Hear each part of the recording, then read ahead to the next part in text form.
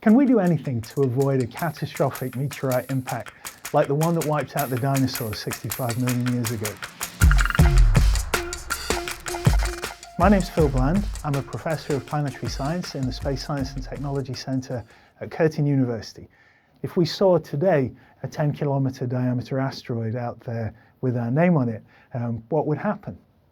Well, interestingly, NASA actually ran a kind of a game to see how we would respond to that sort of threat quite recently. And what came out of it was quite interesting. So what they tried to do was actually bring together all the specialists that would be required to assess that hazard first, all the way up to how emergency services and first responders would deal with an actual impact. And all of those people came together to kind of game it out to see what we would do. So there are so many telescopes now on Earth and so many large surveys of the sky that we would probably detect a threatening asteroid fairly quickly, which means that we would have quite a long time to deal with that threat, maybe decades. Next thing you want to do is send out small probes to try and see, okay, how big is it? What does it look like? Is it on the inside? Is it broken up? If we try and blast it, is it going to fragment and cause even more damage?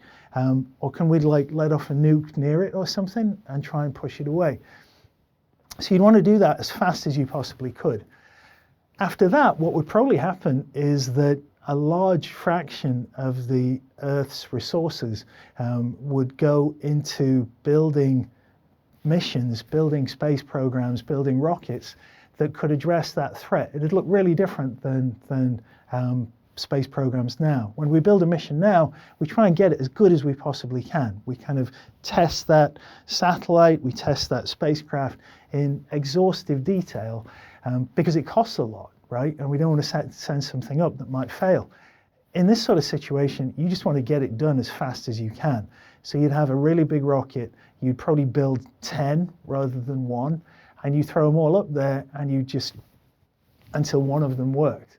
So in a nutshell, humans are actually in a pretty good position to avoid the sort of disaster that befell the dinosaurs, which is kind of awesome that we actually live at a time when a species can avoid its own extinction.